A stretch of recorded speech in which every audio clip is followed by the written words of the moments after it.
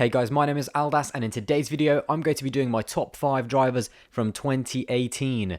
Now, of course, the season finished in Abu Dhabi last week, and the winter break is well underway. There was already, of course, the Abu Dhabi Pirelli test and everything like that, and I'm looking forward to 2019 so much, but we are still very, very far away from Melbourne in 2019. But don't worry, guys, there is plenty of Formula 1 content that is going to be coming out on my channel over the Christmas break, especially during December, when I'm going to have a lot of free time, and I'm really hoping to put out a lot of videos, something like 4 a week, and just keep pumping out all the good content and everything like that. Of course, lots of opinion pieces and lots of different videos as well, which I'll hopefully you will enjoy. Now, like I said, this is going to be my top 5 drivers of 2018. So yeah, hopefully it'll be a good one. Let's get into it. Now, just before we jump into my top 5, I will be doing 2 honourable mentions. These drivers didn't quite make the cut, but had a good season nonetheless. Now, the first driver I'd like to give an honourable mention to is Sebastian Vettel. Second year in a row where he took the championship fight to Lewis Hamilton and Mercedes, and had a very, very promising start to the campaign, getting 5 wins and 12 podiums in total in 2018. But sadly, after Germany, after, of course, that famous crash, his home Grand Prix in the wet, he really lost it after that. I think that's where his championship challenge really fell apart, and the back end of his season was just characterized by so many mistakes and crashes, and that's where it all went wrong. But a very good start, and once again, outpacing Kimi in qualifying by miles. 17-4 is their record, 17-4. So great in qualifying and was much better than Kimi in terms of challenging for the championship and getting wins as well. But like I said, bad end to the season. Now, the next driver will be Max Verstappen, the last driver to get an honourable mention. Sort of opposite to Vettel, really. Had a horrible start to the season. Again, just being involved in crashes and incidents, and of course crashing out in Monaco, which didn't even allow him to participate in qualifying, with Hamilton in Bahrain, spinning in Australia. There was just loads. And of course the crash with Vettel in China as well. But such a really, really good end to the season, getting 2 wins in, of course, Austria and Mexico, 11 podiums.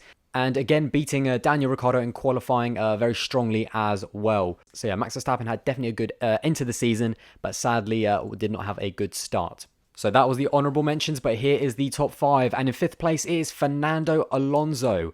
He finished the season in 11th and had a really, really strong season. It tailed off very much, and that's because the McLaren just did not develop throughout the season. And Alonso once again outperforming his car, doing a stellar job.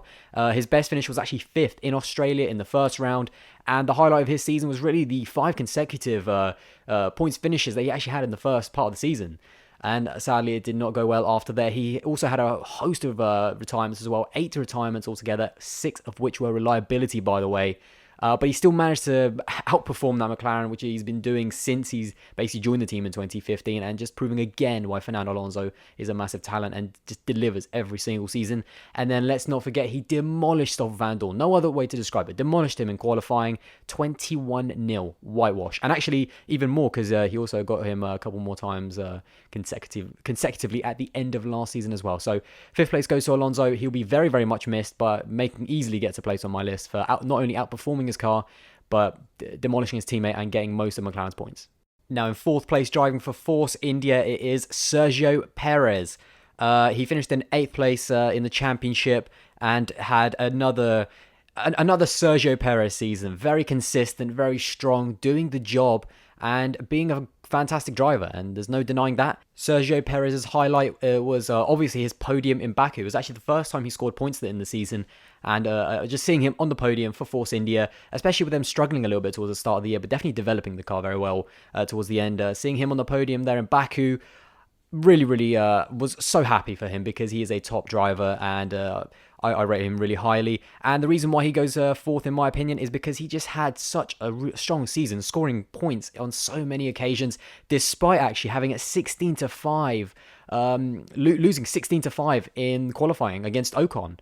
And this is why I put him in 4th, and why I rate him so highly. And I said this in my Abu Dhabi Grand Prix review. As much as Ocon is the next big star, oh my god, put him in a Mercedes, he'll beat Lewis Hamilton.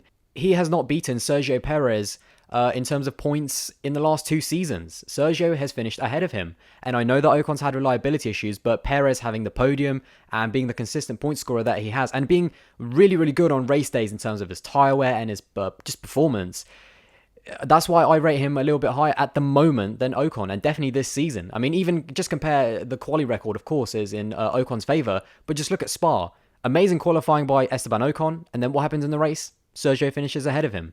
So, as much as, and obviously there'll be people saying that Ocon has had reliability issues, but everyone has issues, everyone has their problems, and Sergio has been consistent and had another great season. And so, yeah, he definitely deserves to be in fourth for me. Now, I've got to admit, the third and second spots were so hard to choose.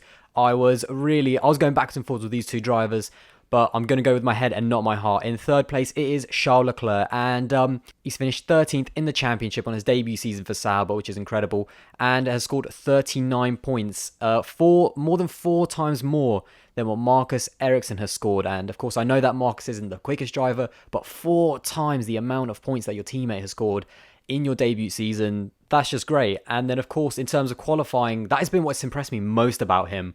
Being behind Kimi Räikkönen in France, that was probably his qualifying highlight. And 17-4, so domination by him. And actually, he had, on average, the highest qualifying gap to his teammate. So he has been stunning. And it was so hard to choose between second and third for me.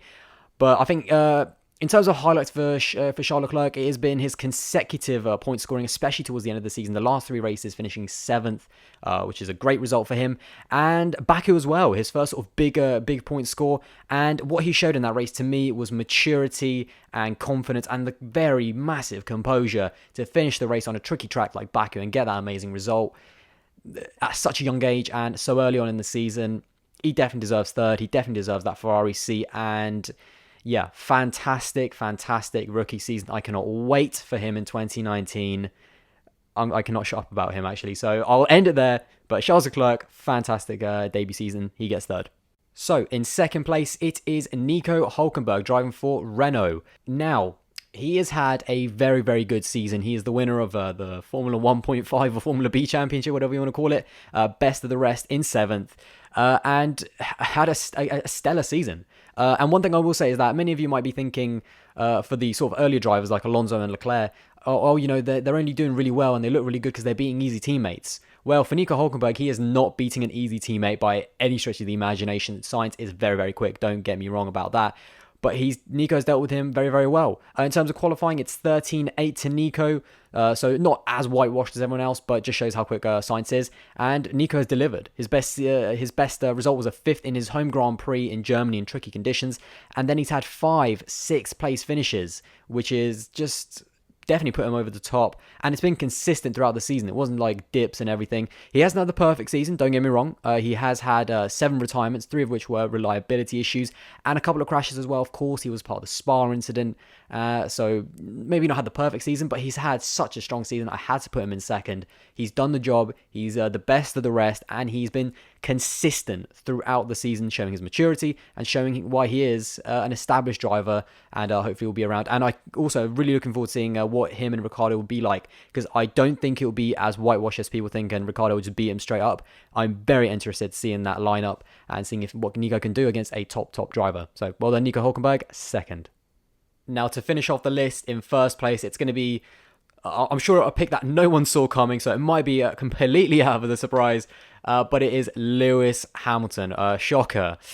What can you say about this man? I mean, let me just give you the headline stats of his season. So out of the 21 races that we had, he got 11 wins, 11 poles, and 17 podiums, and beat his teammate in qualifying with a record of 15-6. So again, very, very strong in qualifying, and we already know he's had so many highlights this season, including, of course, the lap from Singapore, an incredible points run from Britain to Japan, which in my opinion won him the championship in the mid-season.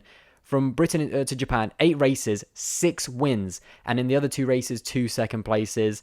The comeback drives that he had from in places like Britain, where he had obviously a first lap incident and comes back to be on the podium. And also him being just the master of the rain this season. In Germany, Spa, in Hungary, whenever there was wet weather, Hamilton was king. We all know that Verstappen is very good in the rain, but he was nowhere near as good in the rain this season as Hamilton. And this has been his best season ever, in my opinion. I mean, seriously, he over 400 points as well. He finished the season on 408, beating Sebastian Vettel's record from 2013. So he's just bombing all these records. And in my opinion, he has made only one mistake this season. He literally, in my opinion, the only mistake he made was in Germany in qualifying, where he went over a curb and actually damaged the hydraulics himself and ended up having to retire from qualifying. But then, of course, the next day he ends up winning the race with an exceptional drive in the rain. Sebastian Vettel crashes out in his home Grand Prix. And also, that has been one of his strongest assets this season. That has been his how strong he is mentally. I mean, we've seen, how many times have we seen Vettel crumble under the pressure towards the end of the season, and rightly so, obviously. It is really hard out there, don't get me wrong. And also Verstappen as well, mentally not just being able to let Ocon go. I mean, he's a backmarker in Brazil, losing the race there, and Hamilton, even in the cool-down room, just telling him, just let him go, you've got more to lose.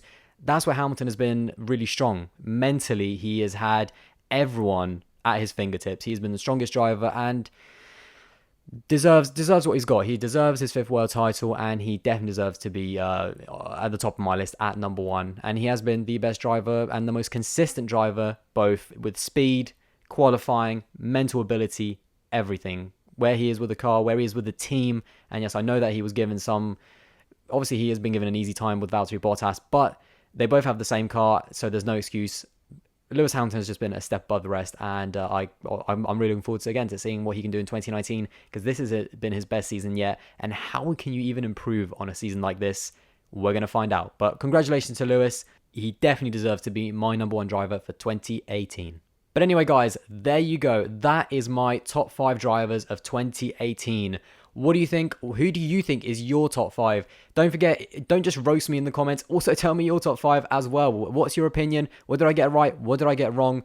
Post your top 5 in the comments below. And also, maybe a little sentence next to the guy of why he is where he is. Why have you placed him in that spot? I cannot wait to see. Maybe even start a debate. And obviously, just remember, this is just my opinion. So I really want to know what you guys think. And I really hope you've enjoyed this video as well. And of course, I'm looking forward to more videos to come. I will be doing my top 5 worst drivers of the season very, very soon. So hopefully that'll be a very controversial and very fun video as well. But once again, thank you very much for watching, and I hope you've enjoyed. And don't forget to like the video and subscribe as well. That'd be massively appreciated. And I'll see you in the next one. Bye, guys.